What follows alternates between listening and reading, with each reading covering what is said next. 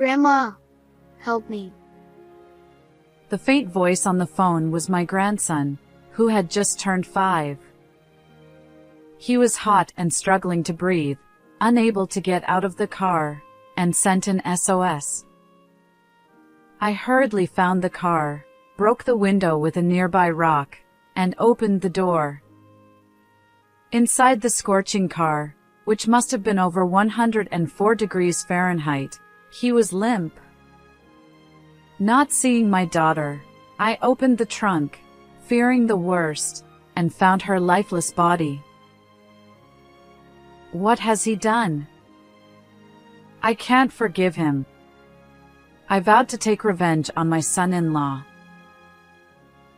I am a 60-year-old housewife living in a small, nature-rich rural town. There are mountains here that have been passed down through generations, and I spend my time occasionally patrolling and managing it. Since my husband passed away 5 years ago, I have been living alone, but my daughter Andrea lives nearby, so I don't feel too lonely. She often brought my grandson Liam, who had just turned 5, to visit, which I enjoyed. Grandma, I want to go for a walk in the mountains today. Liam loves nature, probably influenced by my son-in-law Noah. My daughter used to run around the fields and mountains when she was little, but she became more of an indoor person over time. So, I was surprised when she told me she was marrying Noah, who loves camping. When they got married, Noah was excited to learn that I managed the mountains and asked if he could use it for camping. I agreed, thinking it would be fine for family use. He seemed to enjoy going to the mountains with Andrea and sometimes camping alone. After Liam was born, he often went out alone. One day, I noticed an unfamiliar car frequently entering and leaving the mountain. Feeling uneasy, I drove deeper into the mountain and saw barbecue coals, picnic sheets, and scattered trash. The place, usually filled with clear air and tranquility, was now in disarray, making me anxious. The only person allowed to enter the mountain is Noah. Could it be him? I couldn't stand the thought and immediately took out my cell phone. Noah, I have something to ask you. Have you used my mountain for camping recently? There are coals and picnic sheets left behind. No, it wasn't me. Stop accusing me, he said curtly before hanging up. His cold response made me even more suspicious, but without evidence, I couldn't say anything more. The following weekend, I went to check the mountain again. Once more, it was in the same disarray as before. I couldn't help but think that my son-in-law might be involved. Anger welled up inside me, and this time I called my daughter. Do you know if Noah was camping on my mountain last weekend? I didn't get any notice. Yes. I think he said he was going. Andrea's response was hesitant, and she didn't sound very energetic. The camping gear and trash were left behind. If he doesn't clean up properly, I can't let him use the place anymore. Can you tell him that? I'm sorry, okay. Is something wrong? You don't sound like yourself.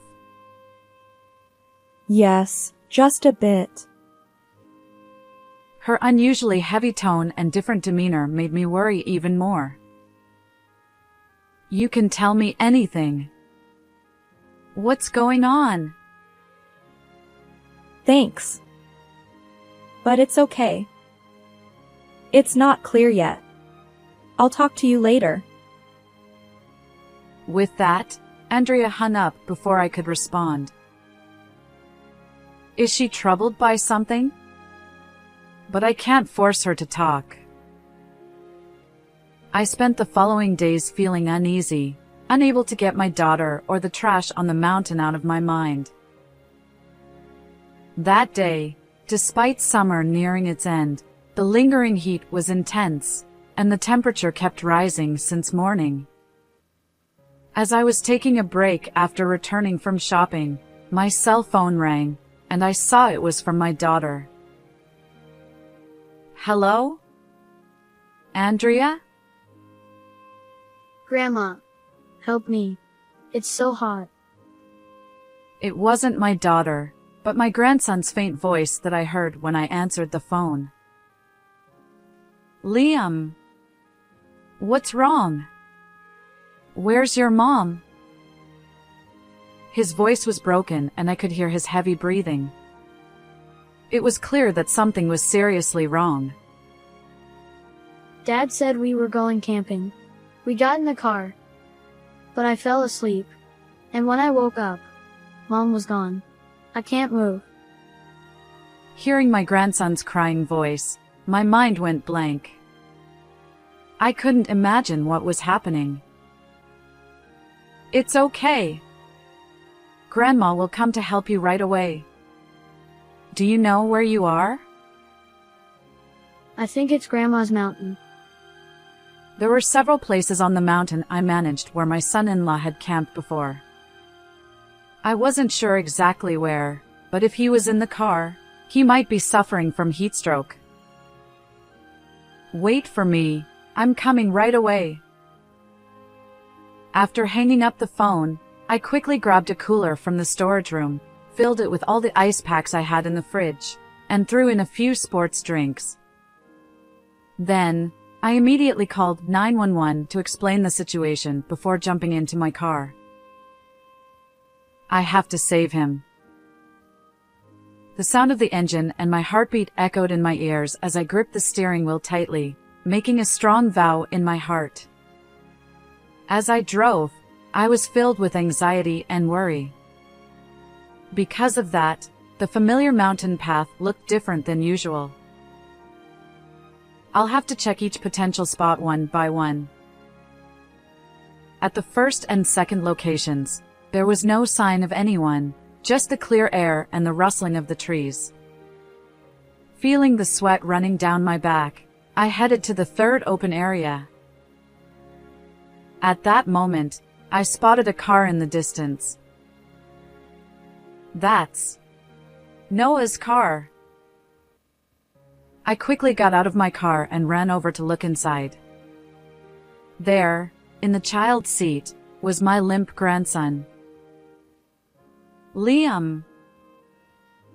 The doors were locked, and despite banging on the window and calling his name repeatedly, there was no response.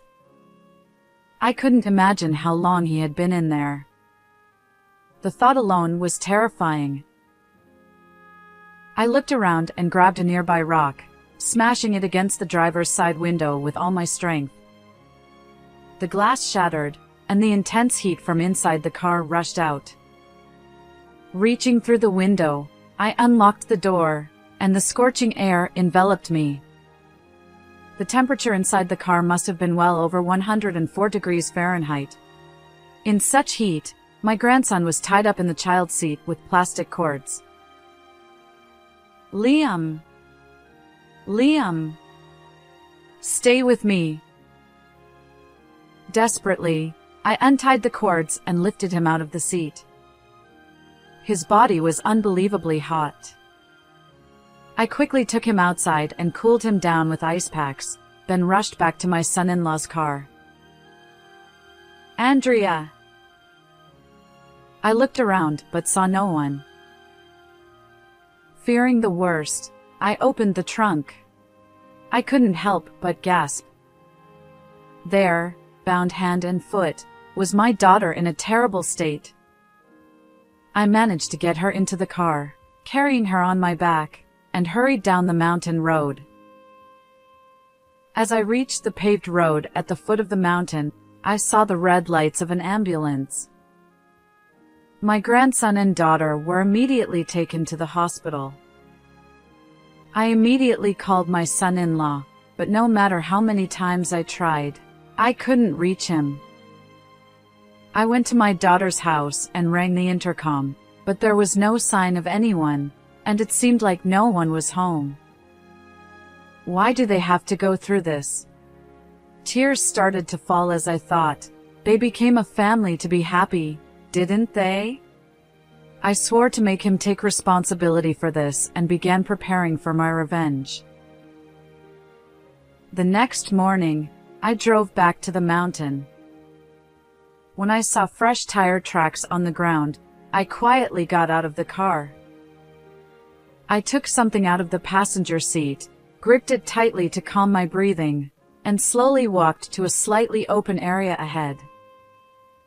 After walking a bit, I heard music playing and cheerful laughter. I stopped and hid in the grass to observe. There was my son-in-law, surrounded by a few men and women who seemed to be his friends.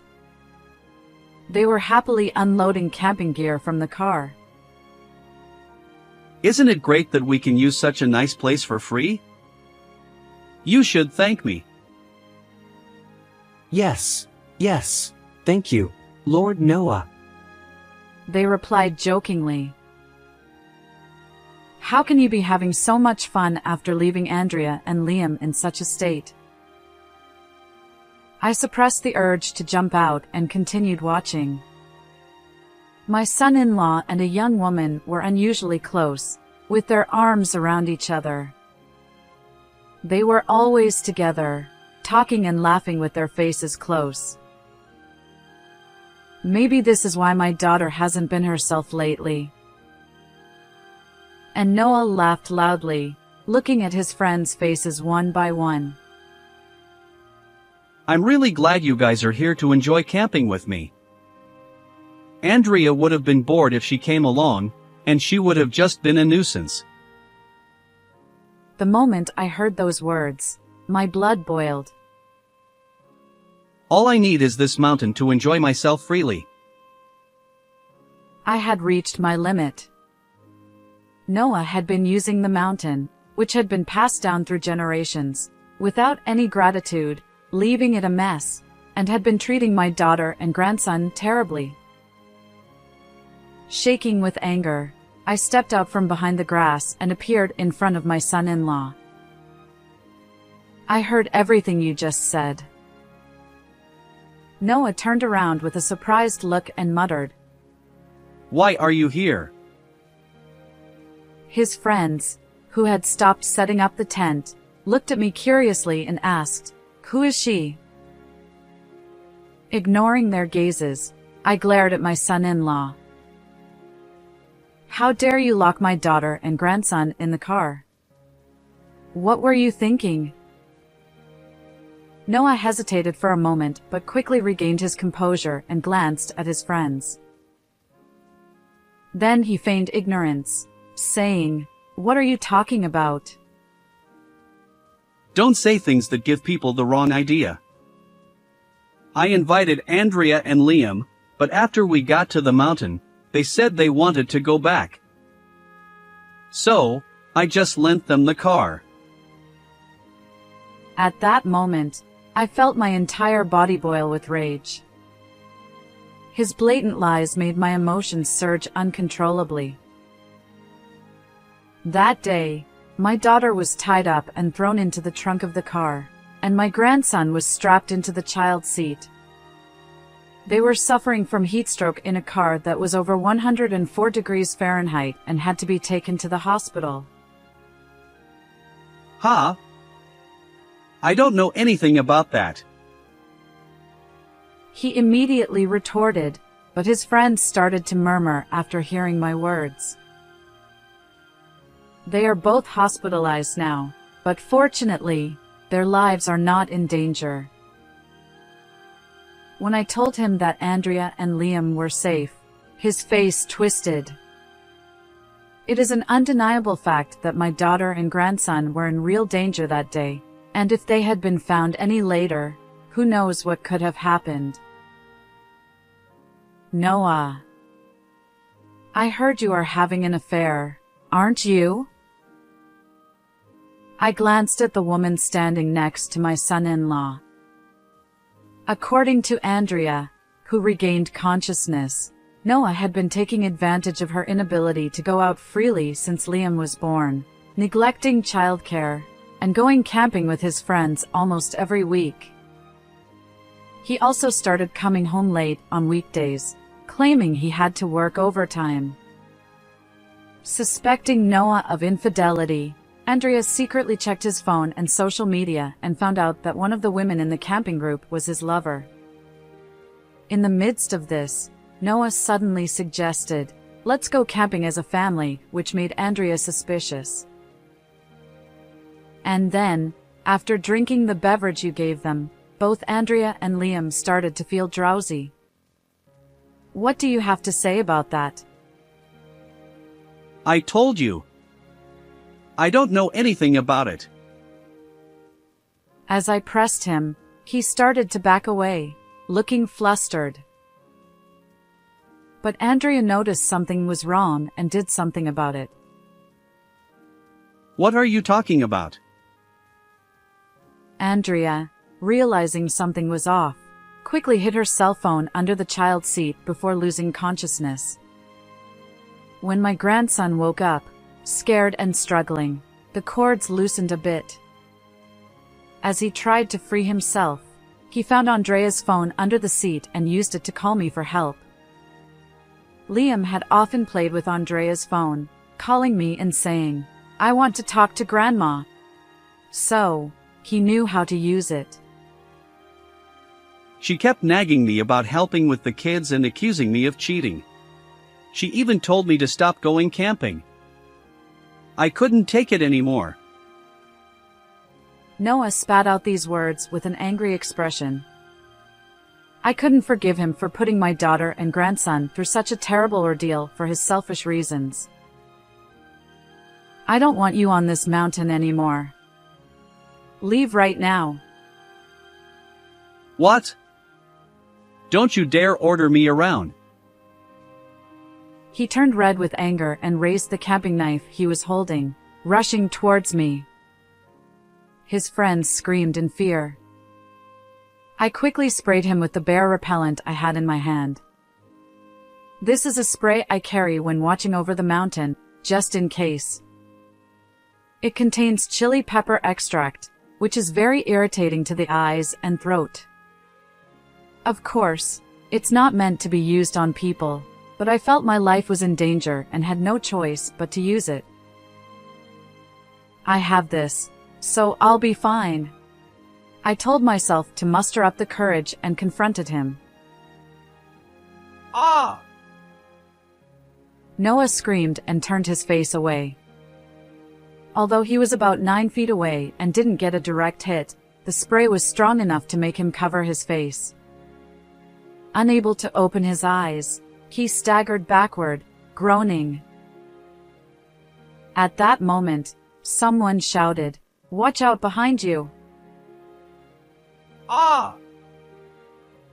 Noah lost his balance and tumbled down the 30-foot slope. When I hurriedly looked down, he was crying and reaching out to me. Someone, help me, please. He kept pleading for help, but none of his friends moved. They whispered among themselves, "Did he just pull a knife on her, and isn't this Noah's land?"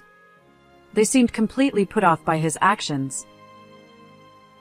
His friends quickly packed up their camping gear into the car and left, saying, "We're sorry," as they hurried away. "You will pay for your crimes," I declared, looking at Noah lying on the slope. Ugh, they were saved, right? So it's fine now, just help me already. His selfish words pushed my anger beyond its limits. What are you talking about? Their lives were in danger. I'll call the police for you. Until they arrive, you can cool your head there. With a sigh, I left the scene. As I got into my car, Noah's pitiful cries for help echoed through the quiet mountain. A week later, the police contacted me, saying they had found a man matching the description I had reported. It was Noah, who had been found emaciated and in tatters after being rescued by the police. He had tried to escape from the spot where he fell, fearing arrest. Without a compass, he had wandered off the path and nearly got lost in the mountains. I told the police about what he had done to my daughter and grandson and his unauthorized use of the mountain. As a result, Noah was arrested. The incident made a small headline in the local newspaper. My daughter and grandson recovered and were discharged from the hospital. Of course, she divorced him and demanded $100,000 in alimony, medical expenses, and child support. They have now moved in with me, and the three of us are living together. I decided to sell the mountain I had been managing. Partly due to my age, but also because I didn't want to tie my daughter to this place. My grandson was sad that he wouldn't be able to go to the mountain he loved, but he smiled and said, But it's okay because I can be with Grandma. His smile and words warmed my heart like sunlight filtering through the trees. How did you like this story? Please don't forget to subscribe to the channel. See you in the next video.